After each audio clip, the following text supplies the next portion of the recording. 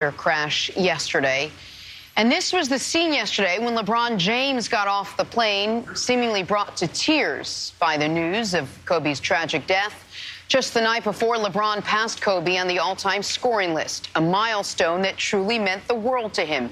Here's LeBron from Saturday after passing Kobe on that scoring list.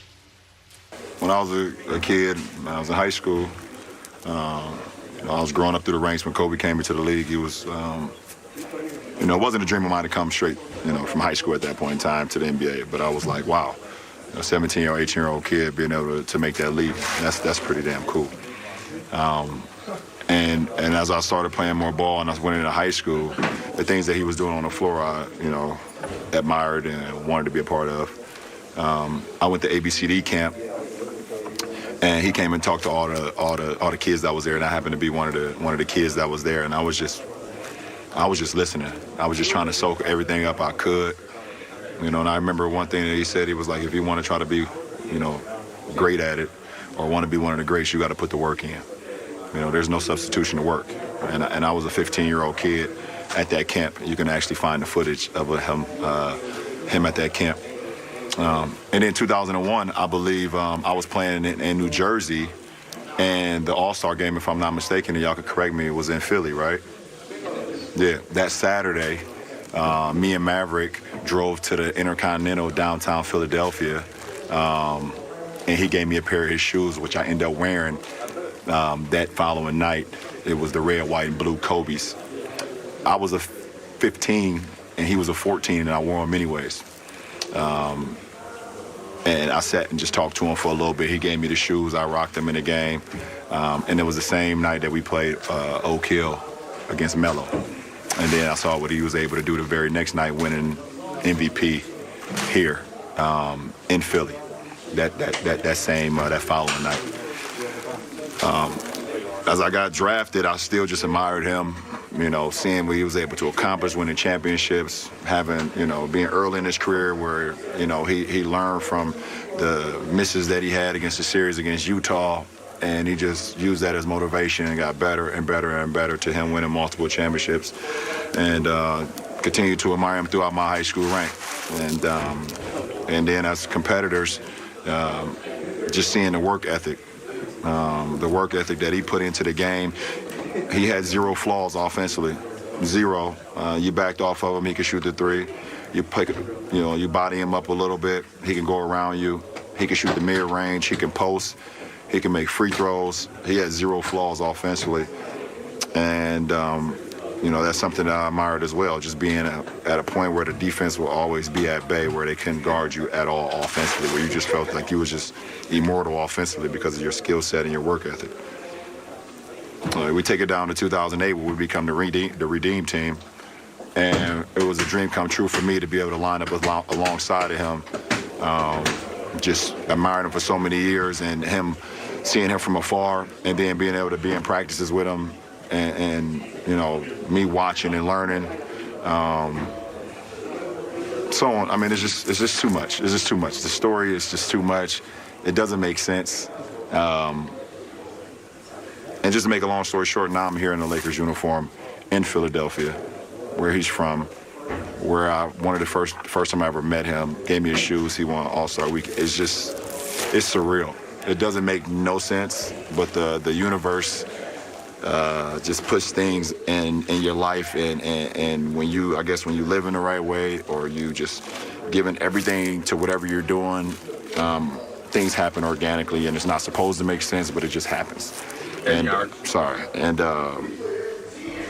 happy to be in any conversation with Kobe Bryant, one of the all-time greatest basketball players to ever play, one of the all-time greatest Lakers.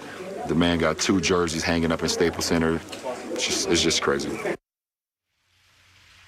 Such great insight into how much of an impact Kobe had on a whole generation of players. Again, we should mention this was 12 hours before Kobe died. Yes, he had so much to say about just passing him on the scoring list. Nick, let's talk about the impact that Kobe did have on a whole generation of other players. I want to zero in on one moment, because I know both of these guys played college basketball. Doug played a little bit of pro basketball, and Doug, they both know Kobe far better than I ever did. But one very specific aspect, and LeBron mentioned it there, the Redeem Team, 2008. So let me take you back to 2008, where we are at that point in time. Kobe, it's the summer of 08, and LeBron is becoming LeBron. He's just taken his team to the NBA Finals. D-Wade's already won a championship more recently than Kobe had. Carmelo was at the peak of his powers, and the U.S. had just been mortified on the international stage in 04.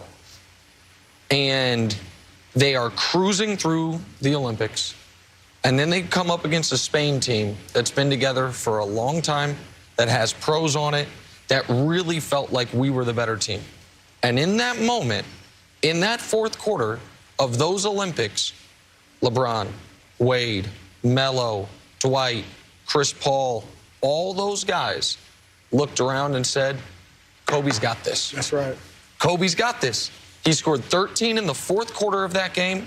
He fouled out Rudy Fernandez, who was the other team's. And I know it seems very specific, but you still hear those guys reference that time around Kobe and learning from him as far as what it takes to be a champion, what it takes in those moments. And those are his contemporaries, much less the young, you know, the Lukas and the Giannis's and the guys who came after who didn't get to go. Giannis played him a little bit, but didn't really get to go up against him. All those guys. Well, it's interesting you bring that up, because I think that's part of what LeBron has run into, is what you want to call it, the Mamba mentality, or how basketball has always been. Right? Basketball has always been the best player is taking the last shot no matter what. Right? That's just the way it is. It always felt that way, right? Larry Bird, Magic Johnson, Michael Jordan, they never deferred. And Kobe Bryant never deferred. Right? Even though probably his most famous play at the end of a game is an alley-oop to Shaq. Right. The thought is, our perception, whether it's reality or not, is that he was a closer's closer. He was an unabashed alpha. And that's one of the things that LeBron will probably never live up to, because that's not how LeBron is wired, right? LeBron is more wired, has been more wired, regardless of whether the stats that Nick can bring out tell you otherwise. He's more wired to take the right shot than make sure he's the guy who takes the shot, right? And that was the difference in Kobe.